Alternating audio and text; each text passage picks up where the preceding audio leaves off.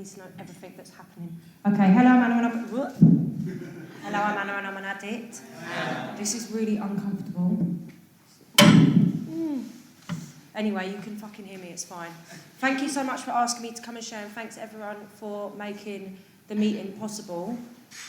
I am feeling like, really in this moment I feel like, oh my God, I don't want to do this. Oh my God, what am I doing? It's too hot, no one's smiling, everybody's miserable. Like, I feel codependent, you know, I feel like I want to make everybody happy now. I'm going to make everybody laugh, I'm going to make everyone feel so good after. But I know that that's not why, I'm also, I mean that might happen, but I'm not, that's not why I'm here. And I have, if I keep doing what's suggested and keep doing what I've been doing, in, 4 days? No, it can't be 4 days. 5 plus 3 is 8. Not 4 days, 8 days. I didn't finish school. I'll be 9 years clean. Yeah. Thank you. Which is mad. I just think it's mad. And every time I come to a clean time celebration, I always am really reminded of how I was. Because when it's not a clean time celebration, I don't really think about it, to be honest with you, as much. It's not in the forefront of my mind. I'm thinking about how I'm an addict in other ways. I'm thinking about how I'm thinking about that person, I'm thinking about this person. But as soon as the time starts to come, I really start to think about like how fucked up I am, but how fucked up I was. And, you know, my mum at the moment is, she works with homeless people in Camden, and one of the girls that she is working with, I used to be in mental hospital with, and I was friends with her and we was on the streets together, and she's still on the streets. And I just think it's mad just to think that now my mum is working with her and she still remembers me, and like I can, like I'm unemployed at the moment because I quit my job because I got a disciplinary for saying fuck, so I quit very impulsively. But anyway, it's fucking done now. But I can really get my knickers in a twist about stuff like that. And then I'm reminded that I was like, at a very young age, you know, I was 18 when I was doing that, and when I was with this girl in the hospital, and then we went on day release from the hospital, yeah? I don't know why they let us. I think it's mad. When I look back, I think I was insane, and they were like, yeah, go out for the day, go out for the night, that's absolutely fine. So I went out for the day and the night, and we met this, I don't know what they thought we was going to be doing, but such an addict, we obviously went to the pub to reward ourselves, yeah, especially because we've been in the hospital, so our benefits have been accumulating a little bit. So we had a bit of dosh to go outdoors with. So we went outdoors to this pub, and then we met this man called Wally, and we went back to Wally's house and smoked crack with him and danced to reggae, but we couldn't tell his housemate that we were smoking crack. So it was just, and then we had to go back to the hospital and tell them this elaborate plan of what we'd been doing. I can't remember what we said we was doing, but obviously we did this really lovely thing where we read books and stuff. But I came back all like, you know, like, came back to the thing and I was all like, oh, and I was like, oh yeah, no, it was we had an amazing time. I've learned so much here, you know, just insane. And I still didn't think I had a problem. I really was like, denial is something I fucking suffer with. I suffer so deeply with denial, so deeply that like you know, there are some people in the fellowship who say, you know, they don't tell anyone about, you know, it's their journey, they'll find out when they find out. I needed somebody to say, there's something wrong with you, you're an addict. Because there is something wrong with me. Some people say there's not. There is something wrong with me, yeah? The thing that is wrong with me is that I destroy my life and I destroy other people's lives because I cannot cope with reality. And and I come to NA because there's something wrong with me, and then I can start to look after myself. But I really, really, really needed somebody to tell me, you're an addict. And someone did. She came up to me at a homeless centre. She was in NA. She 12-stepped me. She was like, "You're a fucking addict." I know, and I remember thinking, who's this old lady? Like, you don't know me. You don't know me. You're an old lady. Like, I was 19 at the time. I thought I was this, I heard somebody once say imaginary gangster syndrome, yeah? But I had imaginary, like, events planner syndrome. I used to live in squats with no running water. Like, I lived in this big abandoned sausage factory with no running water in Peckham. And I used to think I was like, I owned this mansion that people would come round on the weekend. But people went back to their own houses. I just stayed, but I was in this delusion, had this imaginary fantasy land that I was the keeper of this fantastic place, and like we had a poo room because there was no running water. And I thought that I lived there. I know what I'm doing. You lot are mad. I was completely deluded. And when I came to NA, I was still really kind of disturbed, I was really disturbed. And I'm really amazed when people come into the rooms and they function. I was insane. Like, I was mad. I would come to meetings and I would, "Hello, I'm Anna. I mean, I'm a bit like that now, but imagine that, but like 25 times stronger. Do you know what I mean? I was like, "Hello, oh my God, I've got everything to tell you. I've got so many things to say." And I couldn't believe that other people would speak. I'd be like, "It's my God." I was just like, and then I would just be, and then I remember, and then I felt so bad because I didn't understand that you were meant to get a key ring every week for your thing. So I only ever got one key ring until I was 90 days. But obviously, because I was never fucking listening. I was never listening. I was just thinking about myself. When can I get my key ring? When can I get it? And then after that, I was like, I've got to wait 3 months now until I can get a whole week of celebrating. I felt gutted. Felt like I've missed out on everybody whooping me. I only got it one time. But I was just so like, I didn't know there were steps, nothing. But I was really willing. I was really willing. And I'm not as willing as I was, honestly.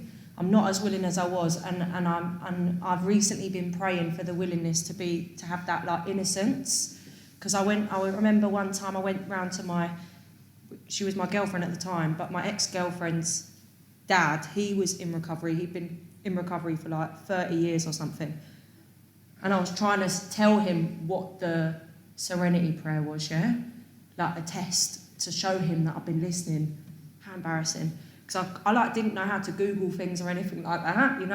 I just had a sponsee tell me that they Googled their step 1. I was like, that is so smart. I mean, not good for you, but still, I had no idea how to do anything like that. I was so I didn't go to school, I was on the street, I didn't have anything like that. But I remember the eagerness for me to be like, I want to get it right. And I was writing it out and I was saying to him, "Is this right?" And he was like, "No." And I'd write it again. And then obviously eventually he told me what it was. But I really loved that eagerness and that sweetness that I had. So I've been praying for that to come back. And in the last kind of nine years, a lot has happened. I was in a 7-year relationship with my partner, and I had a 7-year relationship with my sponsor. We ended last year, and I got a new one. But I have really, NA has really given me this. I've learned so much about myself. I've learned so much. And I've learned so much about like how my dysfunctional family is also how I don't believe I'm an addict because of that, but I believe that it definitely helped me go that way because I couldn't fucking manage. And NA's really taught me like how to be in the world. It's insane. Like, it's just so insane that I like have this person, like let's say I've got my sponsor, I call her, I run something by her. Like recently I got my knickers in a twist about the fact that I've been only buying clothes recently that I think my partner will want to fuck me in, yeah? This is what I've been getting obsessed with. Not what I like, but what they like. And I said to my sponsor, oh my God, and she was like, calm down, first of all. Like, there's way more work. But she said to me, would you like it if they wore clothes that you find them attractive in? I was like, yeah, I'd be really happy. And she was like, well, then it's all right then, thank you, it's all right.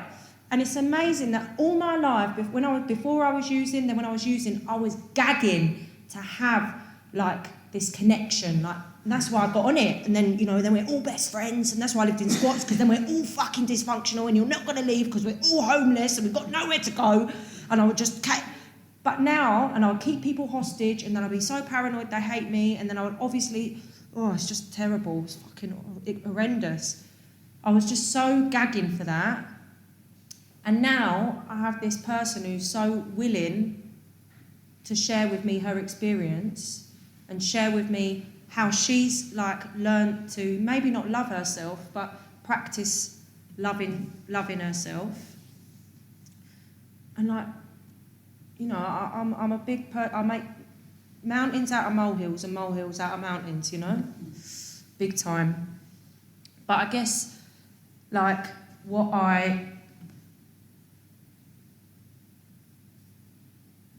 I'm still an addict. Okay, the last thing I'm going to share about then is just how...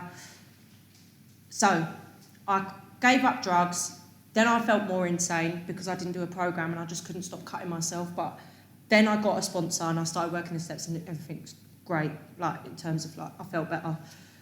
Then I had this relationship for 7 years, which was amazing because you learn fucking shitloads about yourself in a relationship, but she became my best friend, my sponsor, my fucking child, everything. Then I decided I was going to move to Greece, yeah? Then she left me. Then the illness came. Oh my God. I thought I fell in love with somebody. I don't know what. It was insane. I had forgotten that obsession. I'd had it little bits around food and the gym and maybe how I looked and, things like that. But I had forgotten when you can't sleep because you're obsessed.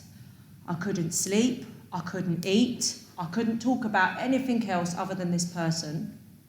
It must have been so annoying because really they were actually very boring. They were actually a very boring person. My sponsee met them and was like, they are so fucking boring. What is wrong with you? And I was just like, oh my God, I think they're amazing. Oh my God, you don't know. I know the real person underneath. No, I was in a fantasy, just like when you're getting on it and they say, what is wrong with you? Why do you keep getting on it even though you're literally in a mental hospital or you're like, no, you don't understand. It's amazing. It's the same fucking thing. It's the same thing of me wanting to be out of reality and then allowing the illness of addiction to take me. And it took me for about 9 months. Luckily, they broke up with me. I'm so grateful. My girlfriend, I was so grateful when she broke up with me. I felt, what a relief. I didn't even realise, because I have denial. But anyway, so I've got a new sponsor. But that's what I was going to say. But that's it. I might be clean from substances, yeah? But I still have this illness. And it comes up for me in other ways. But what's so beautiful is that when this obsession came, I had all these tools. I wasn't left like I was before because I'd already built up a support network. I already had a relationship with a higher power. I already had inventory. I already had I set up a little inventory group. I still was acting like a complete nutter, but at least I knew that's what I was doing. Do you know what I mean? I knew for 9 months that I was insane. I knew that this person was at least I knew that's what was happening. And I put on this inventory that they was homophobic. How can I be with somebody who's homophobic and I'm fucking gay? Do you know what I mean? Well, I'm bi, but still, what the fuck? But I was like, no, I understand them. But this is what this program does. It allows me to know maybe I act out, but I'm not riddled with shame. People relate to me, they're patient with me, and I still learned so much. I learned how much I'll fucking surrender myself or something. But anyway, so ultimately, just keep coming back, do what's suggested, and you've got the opportunity to do mad shit. I went to Kurdistan on my own this year. That's fucking crazy. Last year, but that's fucking crazy. The Middle East, all on my tods. And I had an argument in Kurdish. It's incredible. So anyway, thanks for letting me share.